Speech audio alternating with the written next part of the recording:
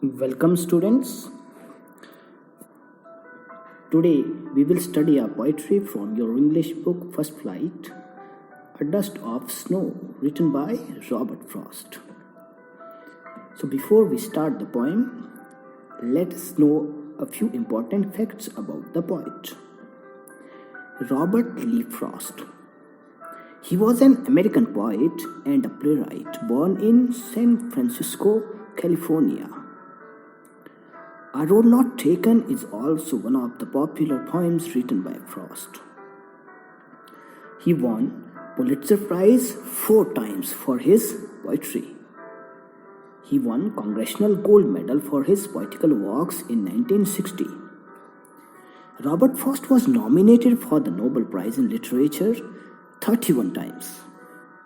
He died of complications from prostate surgery in Boston on January 29, 1963. So before we start the poem, let's discuss a few important points about the title of the poem. In the title of the poem, word dust means something that is not very useful or significant. But the word snow means something soothing and refreshing. So in simple words, we can say that the poet used two contrary words, dust representing nothingness or negativity and snow representing hope and positivity. बच्चों, अगर हम बहुत simple से words में कहें, जो कविता का poetry का जो टाइटल है उसके दोनों वर्ड्स ऐसे हैं जिनका मतलब या दोनों जो वर्ड्स के मीनिंग है उनकी इंपॉर्टेंस बिल्कुल डिफरेंट है एक दूसरे से. डस्ट मतलब समथिंग नॉट यूजफुल, कुछ फालतू चीज, वेस्ट चीज, और स्नो यहाँ पे दिखाता है किसी अच्छी चीज को, पॉजिटिविटी को, किसी रिफ्रेशिंग चीज को.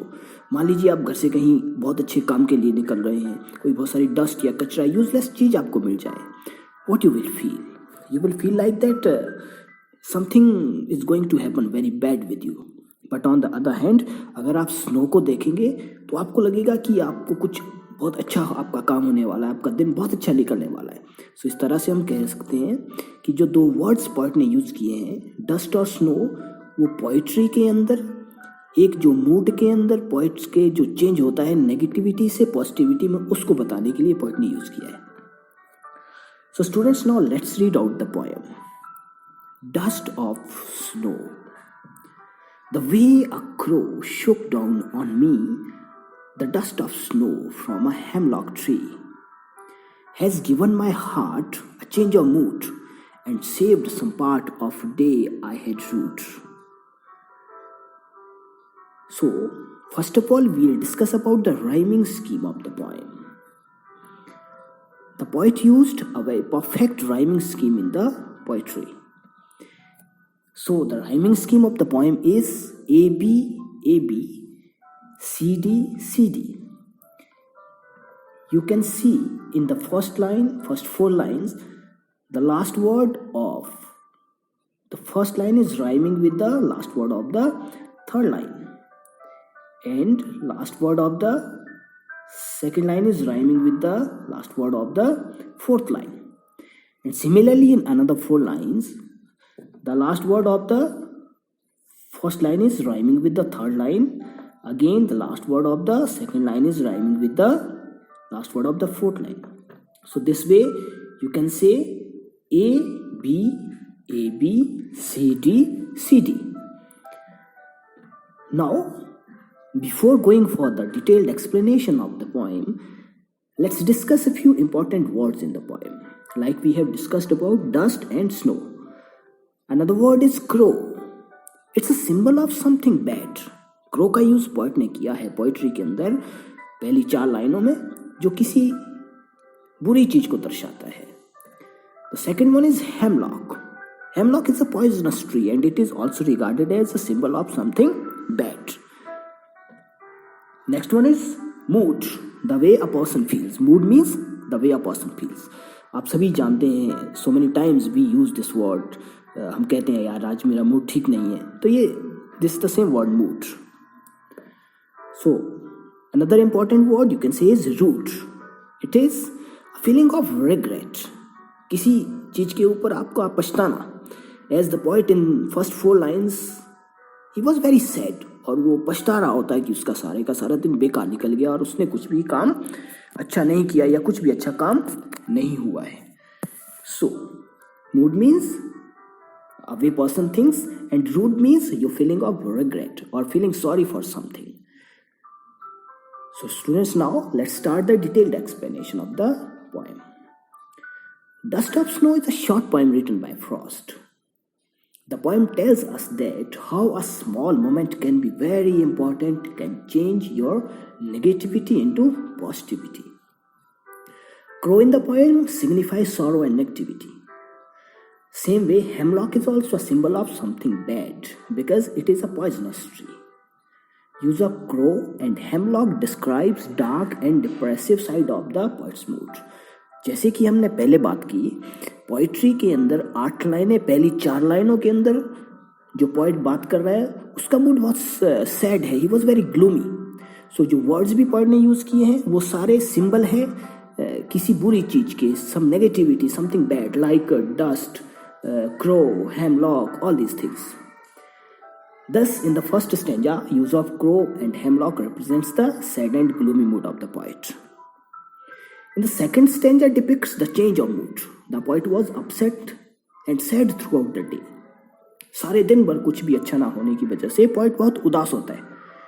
And finally, as soon he was passing by or maybe sitting under the hemlock tree. So what happened? A crow shook the hemlock tree and some flakes of cool and refreshing snow fell on the poet. Students, हमें ये चीज पता नहीं है clearly, it's not mention in the poem कि poet hemlock tree के नीचे बैठा था या उस ट्री के पास से निकल रहा था. जिस तरह से हमें पोइट के मोमेंट का भी कोई परफेक्टली पता नहीं है पोइट्री के अंदर, the same way we don't know the exact moment of the crow, but we know one thing कि पोइट उस हेमलॉक ट्री के आसपास था या बैठा था जिस ट्री के ऊपर बर्फ थी, बर्फ से ढका था, और उसके ऊपर में भी क्रो पहले से बैठा था या वो कहीं से उड़ के आता है और ट्री पे बैठने की कोशिश करता है. It mean something happened. और क्रो के उस मोमेंट की वजह से जब वो हेमलॉक ट्री थोड़ा सा हिला, उससे कुछ बर्फ हिलकर पोइट के ऊपर गिरती है. So what happened? Cool and refreshing particles of the snow change the poets gloomy mood. As the poet's day passed in a sad mood, but sudden and cool touch of the snow turned him positive. पूरे दिन की उदासी जो poet की थी वो एकदम खत्म हो जाती है. पोइट बहुत रिग्रेट फील कर रहा होता है, पछता रहा होता है कि यार आज मेरा सारा दिन निकल गया, कुछ भी अच्छा नहीं हुआ. और सडनली जब वो हेमलॉक ट्री के पास पहुंचा, वो बर्फ क्रो के हिलाने की पेट की वजह से जब उस पर गिरी तो पोइट एकदम रिफ्रेशिंग फील करता है और उसका सारे की सारी नेगेटिविटी खत्म हो जाती है और उसको लगता है वाह यार कि आज सारा दिन जो बेकार होने वाला था, थैंक गॉड कि फाइनली कुछ तो अच्छा हुआ. I felt very happy. And this way we can say that a small moment of falling the snow on the poet shows that how a small thing can have a bigger importance. बहुत छोटे से moment कई बार हमारी life के हमारे लिए बहुत ज़्यादा इंपॉर्टेंट हो सकते हैं. So we should never feel sorry for something happened bad. So the poet was feeling thankful for the moment for saving his day that was almost root. So students, if you want to make a detailed summary of the poem, you can use all these words explained in the detailed explanation.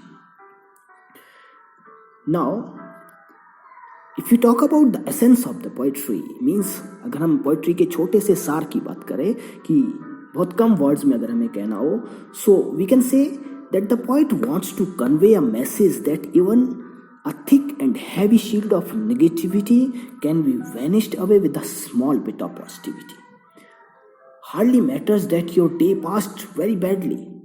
Even a very last ray of the day can ignite you with a new hope and positivity. Simple words में हम कह सकते हैं जो poet हमें बताना चाहता है, एक मैसेज हमें देना चाहता है कि नेगेटिविटी, उदासी चाहे जितनी भी हैवी क्यों ना हो, जितनी भी भारी क्यों ना हो, एक पॉजिटिविटी की छोटी सी किरण भी उस नेगेटिविटी को एकदम से क्या कर सकती है, खत्म कर सकती है और आपकी सोच, आपका मूड, आपका सोचने का नजरिया सब कुछ बदल सकता है. सो इट हार्डली मैटर्स कि हमारा सारा दिन निकल गया, हम कुछ नहीं कर पाए, अब कुछ नहीं होने वाला है, but at the very last moment of the day something very useful and something very important can happen. So students, now let's discuss about some important poetical devices used in the poetry. So the first one is alliteration. The first poetical device used perfectly by the poet in the poem is alliteration. So what is an alliteration? Alliteration means repetition of consonant sounds. Repetition of consonant sounds. For example, you can see these lines of the poem: has given my heart and saved some part. These two lines here, H and H. H in has and again H in heart. The sound of H consonant is repeating. And another one line, and saved some. Sound of S and S. S in saved, S in some. Again and again both the sounds are repeating. So this is alliteration. Another important poetical device used by the poet in the poem is assonance. What is an assonance? It means repetition of two or more words with the same vowel sounds but starting with different consonants. For example, you can see this line of the poetry: shook down on me. SHOOK, DOWN, on. In shook, double O, again in down O, again in on O. So this is called repeating sounds of vowels. Repeating sounds of vowels. But if you see all the three words, shook down on me, are starting with different consonants. Another one important poetical device used by the poem in the poetry is enjambment. It's very simple poetical device, but perfectly used by the writer, by the poet in the poem, is continuation of the same sentence from one line to the another one without any punctuation mark. So if you will go through the poem, you will see from first line till the very last 8th line there is no punctuation mark. So this is called use of enjambment. So students, I hope you have understood the poem. Listen it many times carefully. It will help you to understand the poem thoroughly. And don't forget to subscribe the channel to get such videos based on your English books. Thank you very much and good luck.